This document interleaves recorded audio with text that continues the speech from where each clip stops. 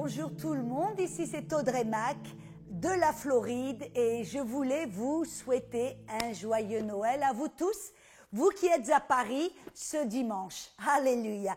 Je sais avec joie que je suis avec vous aujourd'hui et merci Seigneur pour la technologie. Amen. Et aujourd'hui, j'ai à cœur de partager un message très important qui, je pense, est très à propos au travers de l'époque que nous traversons, de ce qui se passe dans le monde, au travers du monde, où il serait très facile de rentrer dans les soucis, l'inquiétude, la peur. Et je veux partager avec vous l'importance de la prière. Mais un genre de prière qui va, en fin de compte, vous libérer, vous soulager, vous élever, vous fortifier. Vous savez, la Bible, on voit à travers de la Bible que la parole nous dit que l'on doit prier sans cesse, continuellement. Et vous dites, mais comment est-ce que je vais prier sans cesse? Comment est-ce que je vais prier continuellement? Une des manières de le faire, c'est de prier ce que j'appellerais cette prière de louange, d'adoration et de gratitude, rendre des actions de grâce. Vous savez, le roi David nous dit dans Psaume 34, verset 2, « Je bénirai l'Éternel en tout le temps, peu importe ce que vous traversez, peu importe votre situation. » Il dit « Et sa louange sera toujours dans ma bouche. » Voyez, quand vous avez la louange de Dieu dans votre bouche, des actions de grâce dans votre cœur, dans votre bouche continuellement, en tout temps, peu importe la situation, vous serez de ceux qui prient sans cesse, qui prient continuellement. Et vous savez pourquoi? Parce que ces actions de grâce, cette louange et cette adoration, c'est une forme de prière. Et j'aime bien, je me rappelle Kenneth Hagin qui nous avait révélé un jour que Jésus lui était apparu et lui avait révélé que la forme de prière la plus puissante, la plus élevée, la plus haute, c'était la louange, l'adoration et les actions de grâce. Et vous savez qu'elles vont de main à main. Vous ne pouvez pas, au travers de la Bible, voyez que Paul nous dit tout le temps de prier continuellement avec des actions de grâce, avec de la louange et de l'adoration. Et ça va main à main parce que la louange, l'adoration et les actions de grâce, comme Jésus nous l'a révélé, c'est une forme de prière la plus élevée, la plus puissante. Amen. Et je vais vous dire, la vérité, c'est que vous et moi, nous sommes appelés à le faire. Ce n'est pas quelque chose qui va venir très facilement, surtout quand vous êtes au milieu d'une tragédie, au milieu d'un problème, et que vous êtes dans une situation, une impasse, et que vous avez appris le diagnostic d'un docteur, ou peut-être vous êtes là au milieu au milieu du Covid, n'est-ce pas? La dernière chose que l'on veut faire, c'est de prier, c'est de louer, c'est de rendre grâce au Seigneur, de lui dire merci, de l'adorer et de fixer notre regard sur lui en l'adorant, le magnifiant, le louant. C'est la dernière chose que votre chair veut faire. Mais vous et moi, nous devons le faire, nous devons choisir de le faire. Comme David le dit en tout temps, la louange doit sortir de notre bouche et de cette manière, nous allons apprendre à prier sans cesse. Et vous allez devoir discipliner votre chair. Vous allez devoir vaincre les tendances de votre chair, les désirs de votre chair. Et vous allez devoir choisir de louer, de prier, d'adorer Dieu, de rendre grâce en tout temps. Amen. C'est une discipline comme toute autre discipline, vous savez. Comme quelqu'un qui apprend à jouer au violon ou au piano, ou un athlète qui apprend à courir pour gagner la médaille d'or, ils doivent se discipliner et le faire même quand leur chair leur disent de rester au lit, même quand leur chair leur disent non, j'ai pas envie de le faire aujourd'hui. Non, ils apprennent à se discipliner. Et vous et moi, nous devons apprendre à nous discipliner, à apprendre à louer, à adorer, à prier, à rendre des actions de grâce, même quand on n'en a pas envie, même quand ça semble impossible. Et ça peut des fois ressembler à un sacrifice. Mais vous savez ce que la parole nous révèle dans Psaume 69, verset 30. Il nous dit que les actions de grâce, la louange, il dit, cela plaît à Dieu bien plus que des taureaux qui ont des cornes et des sabots, Qu'est-ce que ça veut dire? Vous voyez, dans l'Ancien Testament, le peuple d'Israël, il devait offrir des sacrifices continuellement, et ces sacrifices étaient des béliers, des taureaux, des agneaux, bref. Mais Dieu nous révèle que des actions de grâce par des cantiques et des louanges plaisent à Dieu bien plus que toutes sortes de sacrifices. Voyez, souvent quand on pense à plaire à Dieu, on veut faire les grandes choses, les choses qui nous coûtent énormément, des choses qui paraissent, qui nous coûtent des sacrifices. Mais Dieu nous dit, si vous apprenez à offrir continuellement des prières, des actions de grâce, des louanges, des adorations, vous allez plaire à Dieu. Et vous allez, mes amis, marcher par la foi. Amen. Parce que cette parole de louange, c'est la parole Toda. La parole Toda qui dit d'offrir des louanges, des actions de grâce avant même de voir la manifestation de notre prière, avant même de voir la manifestation de notre guérison ou la percée de notre problème. Amen. Voyez, et ça c'est la foi, une fois de plus. Croire que quelque chose est la volonté de Dieu, que Dieu va agir, va intervenir avant même de voir cette percée, cette guérison ou la réponse à notre prière. Amen. Ah, donc vous et moi, nous devons apprendre à rester dans cette attitude, même quand ça nous coûte, même quand on n'en a pas envie. Et ça devient un sacrifice. Et cela plaît à Dieu bien plus que tout autre sacrifice. Amen. Mais afin de pouvoir vous aider à développer cette discipline, de le faire, on doit comprendre, mais pourquoi est-ce que je fais? Quels sont les bénéfices, amen, de la louange, de l'adoration, de cette forme de prière, des actions de grâce? Quels sont les bénéfices? Pourquoi dois-je le faire? À quoi ça sert, en d'autres mots? Vous savez, il y a 5 bénéfices à cette forme de prière qui est la louange, l'adoration, les actions de grâce. Et je voudrais les partager avec vous. Le premier bienfait, le premier bénéfice de cette forme de prière, c'est de développer de l'intimité avec Dieu, la communion avec Dieu. Vous voyez, on a vu que la prière, c'est la communion avec Dieu, c'est l'intimité. Et c'est pour cela que nous avons été créés. Notre premier rôle dans notre vie en tant que fils de Dieu, c'est de communier avec notre Père. Mais vous savez, j'ai découvert quelque chose. Les gens qui s'éloignent de Dieu, les gens qui perdent cette intimité, ces gens qui ne sentent plus ou qui ne sont plus en communion intime avec le Père, c'est ceux qui ont perdu, qui s'arrêtent de glorifier Dieu, qui s'arrêtent de le magnifier, de lui rendre grâce. Vous savez, j'ai découvert ça dans le livre des Romains. Oh, dans Romains 1, chapitre 1, verset 21, l'apôtre Paul nous révèle, écoutez ce verset, il dit que ayant connu Dieu, donc ils connaissaient Dieu, c'est là où ils ont commencé, ayant connu Dieu, ils ne l'ont point glorifié, ils ne lui ont point rendu grâce, mais ils se sont égarés dans leurs pensées et leur cœur sans intelligence a été plongé dans les ténèbres. En d'autres mots, l'apôtre Paul nous révèle que quand on s'arrête de glorifier Dieu, quand on s'arrête de lui rendre grâce, nos pensées commencent à être aveuglées et notre cœur commence à être plongé dans les ténèbres. En d'autres mots, vous pouvez prendre ça à l'envers. Quand vous glorifiez Dieu, quand vous lui rendez grâce continuellement, vos pensées sont illuminées et la parole nous révèle dans Romains 8 que les pensées de l'esprit produisent la paix, produisent la grâce, produisent les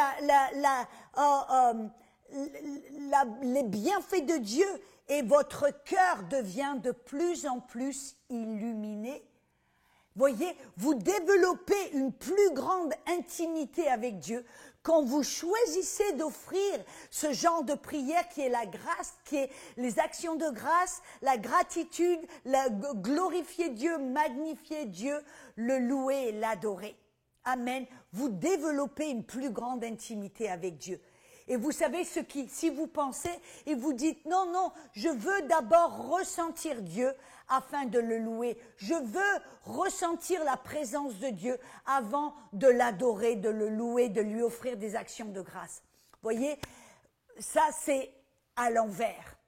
Parce que vous devez savoir par la foi que Dieu ne se retire jamais de vous. Ce n'est pas Dieu qui s'éloigne, c'est vous qui vous éloignez. Ce n'est pas Dieu qui retire sa présence, c'est vous qui, comme on l'a vu auparavant, parce que vous avez cessé à un moment de le glorifier, de le louer, de le remercier. C'est là où votre cœur commence à s'éloigner de Dieu. Amen. Alors, voyez comme Paul, c'est intéressant parce que Paul, vous seriez d'accord de dire que Paul avait une telle intimité avec Dieu. Vous vous rappelez quand Paul, dans Acte 15, ou dans Acte 16, pardon, dans le verset 25 et 26, quand il a été, après avoir fait la volonté de Dieu, il a été jeté dans la prison, dans le donjon. Ils l'ont fouetté, son dos était fouetté, il était en sang, il était au fin fond de donjon. Mais vous savez que ce que Paul a choisi de faire, il a prié et loué Dieu et rendu des actions de grâce. Et il l'a fait à haute voix, il a crié et prié et loué le Seigneur au plus haut de sa voix. Amen. Et vous savez que tout d'un coup, qu'est-ce qui s'est passé? Il y a eu un tremblement de terre, les chaînes se sont cassées, les portes se sont ouvertes. Et vous savez pourquoi est-ce que je sais que Paul a loué Dieu? Non pas parce qu'il voulait sortir de la prison, mais parce que c'était son réflexe d'intimité. Paul avait développé c'était quelque chose qu'il faisait journalièrement, il le faisait constamment, quotidiennement, d'une manière constante, parce que c'était comme cela que Paul avait développé l'intimité avec Dieu. Et vous savez comment je sais? Parce que quand les portes se sont ouvertes, les chaînes se sont cassées, il n'est pas sorti de la prison. Il ne s'est pas enfui. Non, il est resté là à continuer à louer le Seigneur. Voyez, il l'a fait non pas pour sortir de la prison, mais il l'a fait parce qu'il aimait Dieu. C'était quelque chose qu'il faisait d'une manière constante, parce que c'était sa manière de développer son intimité avec Dieu, de connaître Dieu, de louer Dieu, d'aimer Dieu. C'était une forme d'intimité avec Dieu. Amen. Alléluia. Et vous savez, on doit développer cette discipline, cette forme de prière, de louange, d'adoration, parce que c'est comme cela que vous allez être rempli de l'Esprit, que vous allez être resté rempli de l'Esprit. Vous savez, on voit dans Éphésiens 5, verset 18 à 20, que Paul nous révèle, il dit, vous savez, ne soyez pas insensés, mais soyez sages. Et soyez, parce que les temps sont mauvais, il dit, soyez constamment remplis de l'Esprit. Et il nous a révélé comment rester constamment remplis de l'Esprit, en offrant des cantiques, des actions de grâce, des hymnes, des louanges, des chants spirituels. Alléluia. Parce que Paul avait appris comment rester rempli de l'Esprit. Il offrait constamment, comme je l'ai dit auparavant, il restait constamment dans la louange. Il priait sans cesse parce qu'il offrait constamment des louanges, de l'adoration, des actions de grâce. Alléluia. Et vous savez, j'ai appris quelque chose d'intéressant. Et on voit ce qui s'est passé, c'est ce que Paul a vécu alors qu'il avait fait la volonté de Dieu et que parce qu'il avait chassé un démon d'une jeune femme qui avait l'esprit de Python, n'est-ce pas?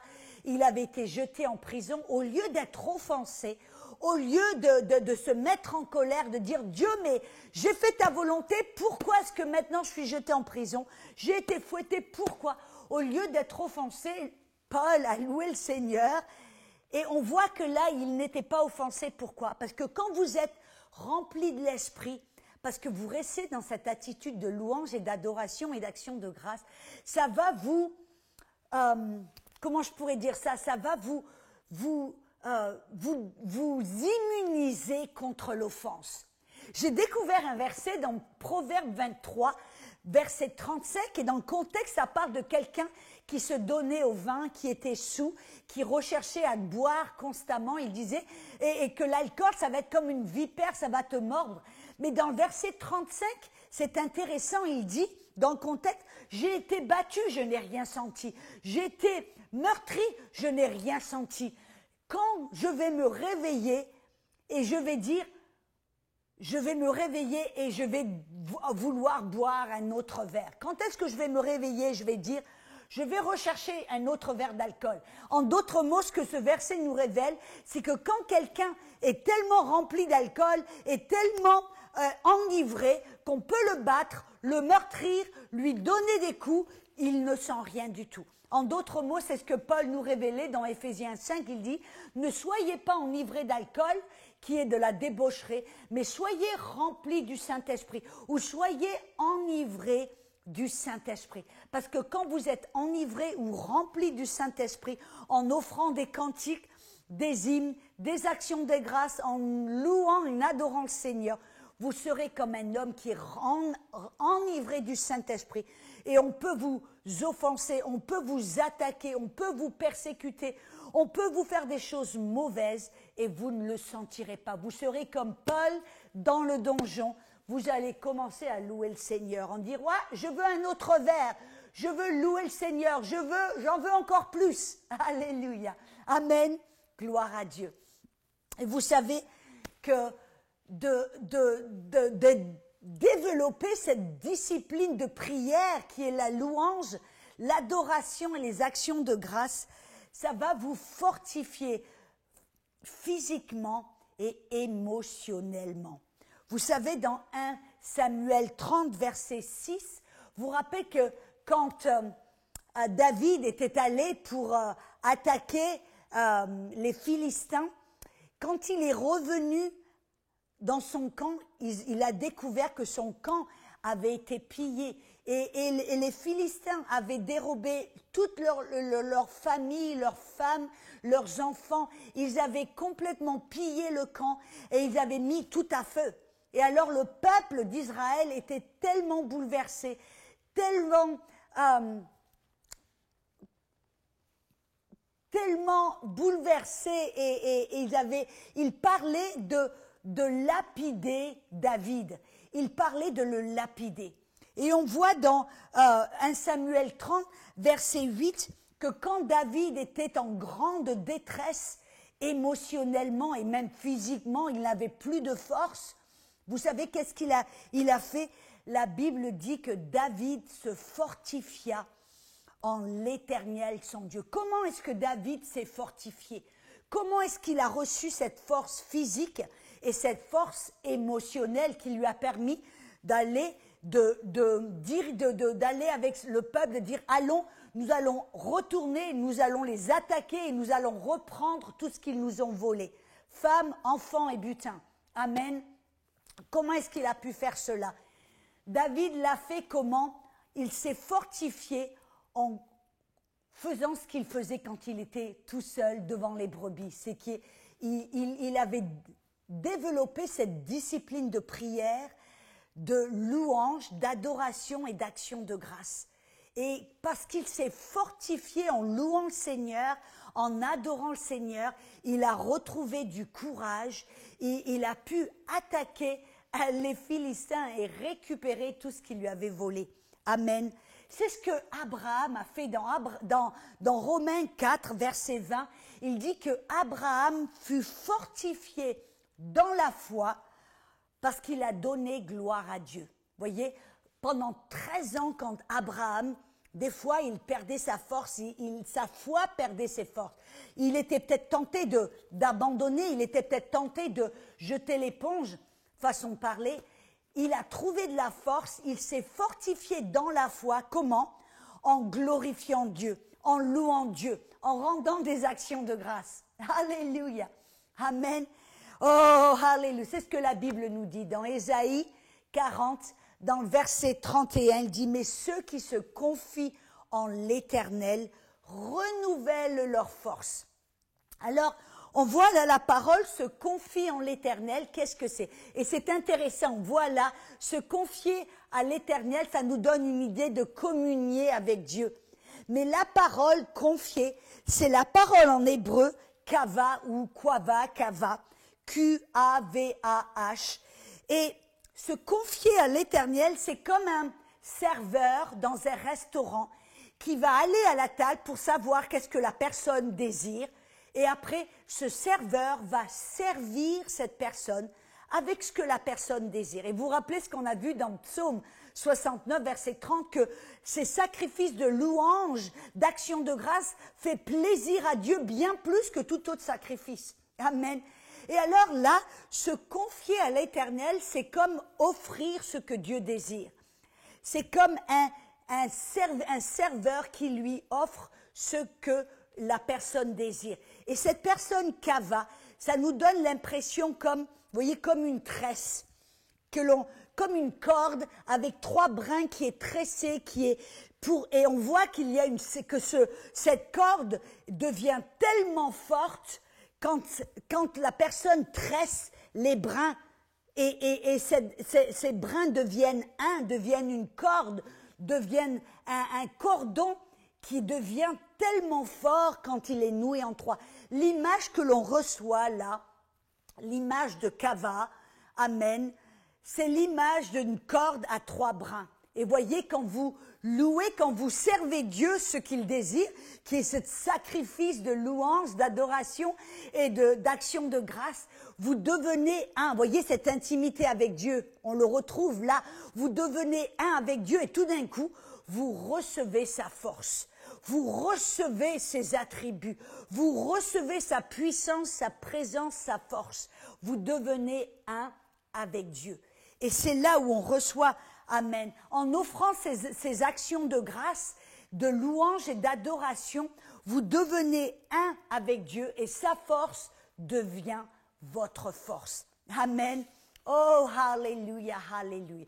On voit l'importance de se fortifier dans nos émotions, dans notre force physique. Voyez, si peut-être vous vous sentez faible parce que vous avez été confiné en quarantaine ou peu importe les choses dans lesquelles vous faites face, c'est ce moment où au lieu de vous lamenter, au lieu de regarder, d'écouter, écoutez-moi bien, au lieu d'écouter les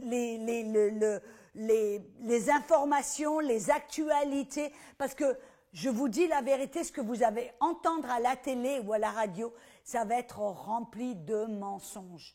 Ça va être rempli de peur, de crainte, de mensonges. Mais au lieu de faire cela, si vous ôtez vos yeux, amen, de ce que les actualités disent, et vous commencez à passer votre temps à louer le Seigneur, à prier, à rendre des actions de grâce, de louange et d'adoration, vous allez recevoir une force physique et une force émotionnelle. Parce que vous allez devenir, comme cette tresse, ce cordon à 3 brins, vous allez devenir un avec Dieu. Et c'est là où vous allez recevoir cette force. C'est ce que la Bible nous apprend et nous commande. Vous voyez, quand Dieu vous commande de faire de telles choses, ce n'est pas pour vous imposer quelque chose, ce n'est pas simplement pour vous contraindre. Et non, c'est parce qu'il sait que Dieu sait que vous en avez besoin. Dieu sait que c'est la solution à votre problème. Dieu sait que c'est que vous avez besoin de faire pour trouver sa force, trouver sa perspective, devenir un avec lui. Amen. Alléluia. Et vous savez, si vous avez besoin de direction, si vous avez des décisions à prendre, c'est ce que vous devez faire. Commencez au lieu d'être confus, d'essayer de... Et vous savez, le problème, c'est que très souvent, quand les gens sont dans la prière, quand les gens sont... Très souvent, ils le font avec cette intention ou cette perspective de mettre de la pression sur Dieu en disant, si je prie, si je loue, je vais mettre de la pression à Dieu et Dieu finalement va intervenir. Écoutez-moi bien, ça c'est une fausse perspective. Comme je l'ai dit, on va offrir ces actions de grâce, on va offrir ces louanges, ces adorations, on va mettre notre regard sur Dieu, non pas pour mettre de la pression sur Dieu, parce que ce n'est pas Dieu qui a besoin de bouger, d'intervenir, de faire, mais c'est nous qui avons besoin d'être fortifiés. C'est nous qui avons besoin d'obtenir la bonne perspective. C'est nous qui avons besoin devenir un avec Dieu, intimité avec Dieu. C'est nous qui avons besoin de devenir de plus en plus conscients de sa présence. C'est nous qui avons besoin de nous rapprocher de Dieu. Amen. Alléluia. Et c'est pour cela que Dieu nous le commande. Mais si vous avez besoin d'une certaine direction, vous avez des décisions à prendre, c'est la première chose à faire. Au lieu de prier en disant, Dieu, donne-moi la réponse. Dieu, montre-moi ce que je dois faire. Dieu, montre-moi le chemin. Non, commencez à ôter votre regard de ce que vous avez, de cette décision, ce que vous devez faire et commencez à devenir un en intimité avec Dieu. Commencez à le louer, à l'adorer. Et vous savez, on voit là, on voit cela, ce schéma ou cet exemple dans le livre des Actes. Dans Actes chapitre 13, verset 1, on voit là le peuple, on voit les apôtres, il y avait des prophètes, des enseignants, des apôtres, et il y avait là Paul et Silas, Paul et Barnabé. Ils étaient là ensemble, ils cherchaient à savoir ce que Dieu voulait qu'ils fassent. Et vous savez ce que la Bible dit dans le verset 2 du chapitre 13, et comme ils servaient le Seigneur. Vous voyez là encore cette idée de servir Dieu. Cette idée de servir Dieu comme un serveur qui va servir un client dans un restaurant. Il dit, comme il servait Dieu, vous savez qu'est-ce qu'on sert à Dieu? On lui sert ce qu'il désire. Et qu'est-ce qu'il désire? La louange, l'adoration, les actions de grâce. Ils disent, et comme il servait le Seigneur et jeûnait, l'Esprit Saint leur a parlé. L'Esprit Saint leur a dit. Voyez, il devient beaucoup plus facile d'entendre la voix de Dieu, de devenir conscient de la présence de Dieu et d'entendre la direction ou la voix du Saint-Esprit quand vous passez du temps à vous abandonner à Dieu, vous abandonner dans la louange. Et je le dis une fois de plus, non pas pour mettre de la pression sur Dieu, pour lui forcer la main, non, mais pour vous abandonner, pour oublier ce dont vous avez besoin, pour oublier le problème, pour oublier le besoin et pour vous donner à Dieu, pour gagner cette perspective de qui est Dieu, de sa grandeur, de sa bonté, de sa majesté, de sa puissance, de sa volonté, de sa grâce, de son désir de vous bénir, de vous aider, de vous diriger. Quand vous vous abandonnez dans cette action de louange, d'adoration et de grâce, et d'action de grâce, vous gagnez cette perspective, vous découvrez sa volonté, sa puissance, sa bonté. Amen. Et c'est dans ce genre d'atmosphère qu'il est facile d'entendre la voix de Dieu, qu'il est facile de gagner de voir qui est Dieu, d'entendre la voix de Dieu et d'entendre et de connaître la volonté de Dieu. Amen. Alléluia. On voit là, ils savaient, ils comprenaient que dans ce genre d'atmosphère de louange et de gratitude et d'adoration, qu'ils pouvaient entendre Dieu, qu'ils pouvaient découvrir sa volonté. Amen. Alléluia. Et je le répète une fois de plus, ce n'est pas dans un désir de mettre de la pression ou de forcer la main de Dieu. Non, non, non. Mais c'est dans un désir de gagner la bonne perspective, de regagner la bonne perspective pour pouvoir voir qui est Dieu et entendre sa voix.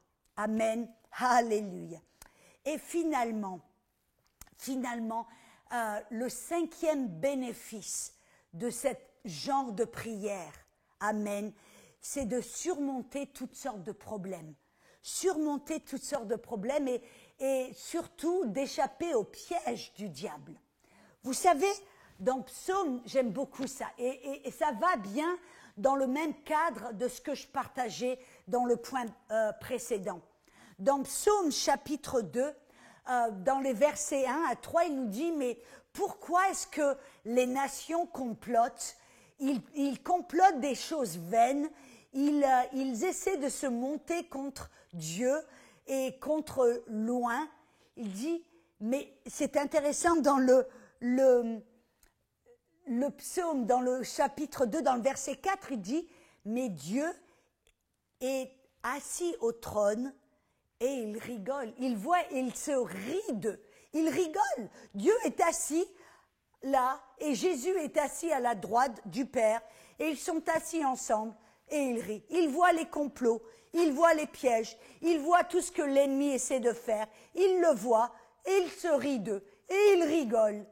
Et voyez, ça veut dire que vous et moi, nous devons obtenir la même perspective. Ça veut dire qu'on doit se voir en Dieu, à la droite du Père, peu importe le problème. Et je suis persuadée que c'est pour cela que Paul, alors qu'il était dans le cachot, qu'il était dans le donjon, qu'il était dans la prison, que Paul a commencé à louer le Seigneur parce qu'il s'est dû se dire, ouais, ça c'est un piège de plus, un complot de plus, et je sais que Dieu, il est assis à la droite du Père. Jésus, il est à la droite du Père et il rigole. Il se rit de tout cela. Il se rit de ce que l'ennemi est en train de faire. Alors moi, je vais m'asseoir à la droite du Père en Christ et je vais louer, je vais adorer, je vais l'aimer, je vais aimer Dieu et je vais rigoler avec lui. Voyez, c'est le genre d'attitude que l'on doit avoir. Amen. Et c'est intéressant parce que la Bible nous révèle dans Psaume chapitre 8, verset 3, il dit, et je vais le lire dans la Bible Osterwald, il dit, de la bouche des petits enfants et des nourrissons, tu tires la louange à cause de tes adversaires pour réduire au silence l'ennemi et le rebelle. En d'autres mots, la Bible nous révèle que quand vous faites face à l'adversaire, aux attaques, aux pièges, aux problèmes, peu importe les choses à laquelle vous faites face, vous devez avoir la foi d'un enfant. Et vous savez, un enfant, alléluia, qu'est-ce qu'il va faire? Alléluia, il dit, tu tires la louange de la bouche des enfants. Car Jésus nous révèle dans Matthieu que c'est là qu'il y a de la force. Amen. C'est là où il y a la force. Et c'est là où Dieu, tu lui permets de te venger. C'est là que tu permets à Dieu d'intervenir. Il dit, c'est l'Éternel plaça une embuscade contre les fils d'Ammon. Oh, écoutez-moi, dans Psaume 8, 3, il dit, de la bouche des petits enfants et des nourrissons, tu tires la louange à cause de tes adversaires pour réduire au silence l'ennemi et le rebelle. En d'autres mots, nous voyons que comme des enfants, quand on commence à tirer la louange de notre cœur, de notre bouche, et on commence à choisir, amen, à louer le Seigneur, à adorer le Seigneur, à lui rendre des actions de grâce, tout d'un coup, on permet à Dieu d'intervenir.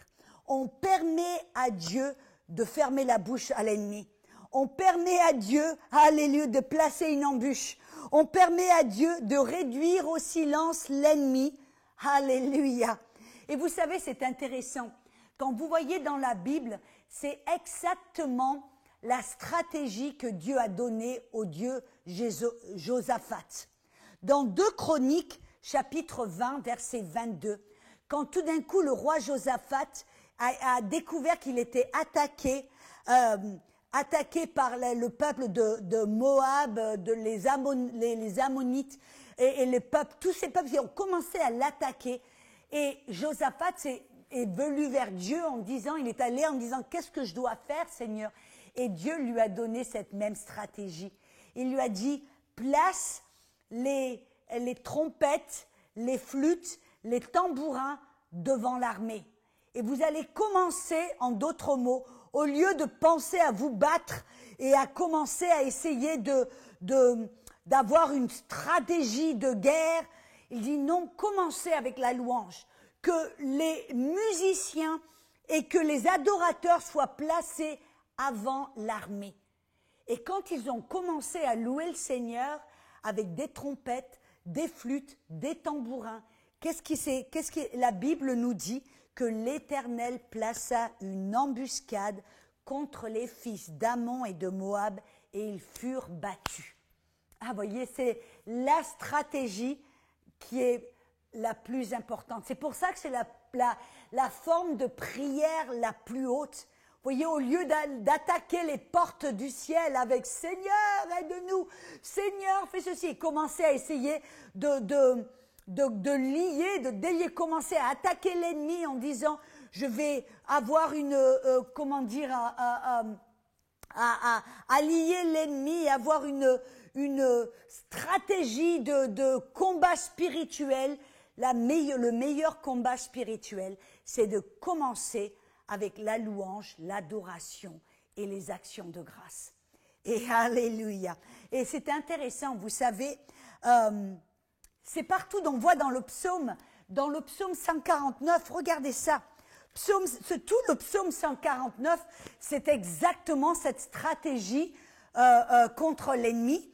Il dit, chantez à l'Éternel un cantique nouveau, chantez ses louanges dans l'assemblée des fidèles, qu'Israël se réjouisse en celui qui l'a créé, que les fils de Sion soient dans l'allégresse à cause de leur roi, qu'ils louent son nom avec des danses, qu'ils le célèbrent avec le tambourin et la harpe, car l'Éternel prend plaisir à son peuple, il glorifie les malheureux et les sauve, que les fidèles triomphent dans la gloire, qu'ils poussent des cris de joie sur leurs couches, que les louanges de Dieu soient dans leur bouche, c'est tout sur la louange. Il dit, et le glaive à 2 tranchants dans leurs mains pour exercer la vengeance sur les nations, pour châtier les peuples, pour lier leurs rois avec des chaînes et leurs grands avec des ceps de fer, pour exécuter contre eux le jugement qui est écrit. Alléluia. En d'autres mots, c'est ce que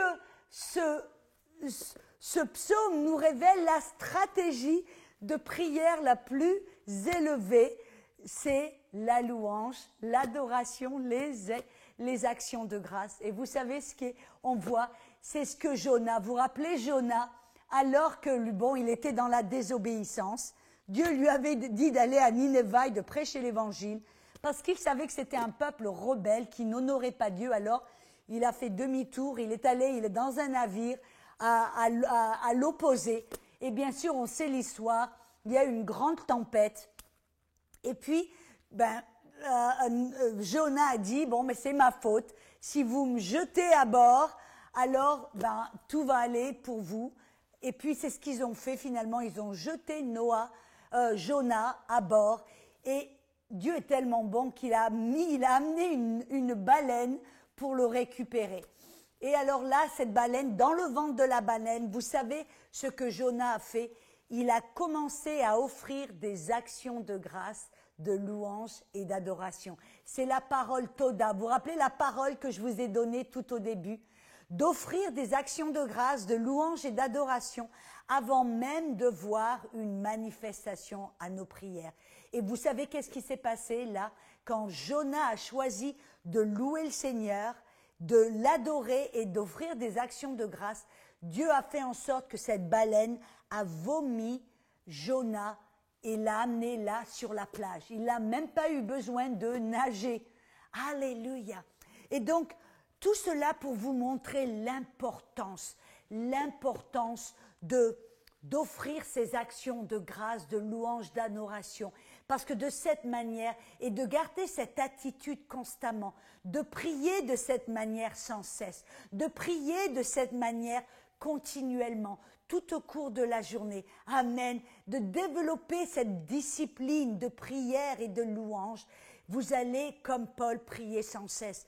Et je vous dis la vérité, vous allez développer tous ces bienfaits dans votre vie, que ce soit l'intimité avec Dieu, que ce soit être continuellement rempli de l'Esprit de Dieu, que ce soit, et maintenir cette vie de l'Esprit, n'est-ce pas, que ce soit d'être continuellement renouvelé émotionnellement et physiquement, amen, et d'obtenir et devenir beaucoup plus sensible à la voix de Dieu pour recevoir la direction et dans votre vie, amen, et puis pour surmonter tous les problèmes. Et comme Paul, au milieu de la prison, vous choisissez de louer, au milieu du problème ou dans le ventre de la baleine, façon de parler, vous choisissez de louer le Seigneur.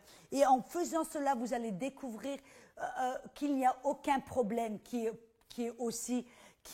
impossible. Il n'y a aucune tragédie qui est plus grand que Dieu. Vous allez obtenir cette perspective que vous allez vous trouver assis en Christ à la droite du Père, loin au-delà de tout problème. Vous allez voir que tout d'un coup, votre problème va diminuer et Dieu va être magnifié. Que la puissance, sa bonté, sa grâce et son amour pour vous et sa puissance et son désir de vous aider, de vous faire sortir du problème, de vous fortifier, de vous diriger, de vous aider, va être magnifié. Amen. Alors je veux vraiment, vraiment vous encourager à faire cela. Vous voyez, ça me rappelle, il y a des années de cela, quand j'ai commencé en tant que missionnaire et j'étais en Inde et les premiers mois en Inde étaient tellement difficiles pour moi. Je me rappelle, l'oppression spirituelle était tellement forte. Je me trouvais dans un appartement toute seule. Et vous savez qu'est-ce que c'est qui m'a aidée? Qu'est-ce que c'est qui m'a fait sortir de cette oppression diabolique, qui m'a permis d'être libérée et de commencer à voir une percée dans la mission, dans mon ministère et en Inde? Ça a été pendant des jours, pendant des heures et des heures. Vous savez qu'est-ce que j'ai fait? J'ai loué le Seigneur. J'ai prié en autre langue, mais je louais le Seigneur. J'adorais le Seigneur. Je le louais. Je rendais des actions de grâce. Et je faisais ça heure après heure après heure. Et vous savez, un jour, qu'est-ce qui s'est passé? Après avoir fait cela pendant des heures, des semaines, un jour, tout d'un coup, il y a eu comme un flot de vie, un flot de rire qui est sorti de mon sein, qui est sorti de mon cœur. Et j'ai commencé à rigoler, à rigoler, à rigoler. Tout d'un coup, j'étais assis à la droite du Père, loin au-delà de toute oppression diabolique, de toute œuvre du diable. Tout d'un coup, j'ai eu une percée. Et c'est de là que j'ai pu aller de lieu en lieu. J'ai commencé à voyager au travers de l'Inde, à prêcher tous les jours pendant 1 an. Amen. Mais cette percée, je l'ai obtenue alors que j'avais appris cette discipline de la prière, en offrant cette prière de louange, d'adoration et d'action de grâce. Amen. J'aimerais prier pour vous et je vais clôturer ce message en offrant une prière pour vous. Si vous vous sentez dans la peur, dans l'oppression diabolique, que vous vous sentez opprimé, oppressé, opprimé, ou que vous faites face à des problèmes, je veux vraiment prier pour vous maintenant, mais vraiment pour vous permettre tout d'un coup de voir et de comprendre et de rentrer dans cette communion et de recevoir cette révélation. Seigneur, je prie au nom de Jésus, à l'instant même. Je prie, Seigneur, pour ces personnes, leurs yeux soient ouverts, leurs oreilles soient ouvertes, qu'ils puissent voir, comprendre ta puissance, ton amour, ta bonté, et je lis toute oppression de l'ennemi sur leur vie, et je déclare qu'ils sont libres de louer, libres d'adorer, libres de rentrer et d'offrir des actions de grâce. Je prie au nom de Jésus qu'ils puissent voir l'importance de cette discipline, l'importance de cette prière, et qu'ils soient libres pour commencer à rentrer dans cette nouvelle dimension de prière. Au nom de Jésus, soyez bénis. Amen.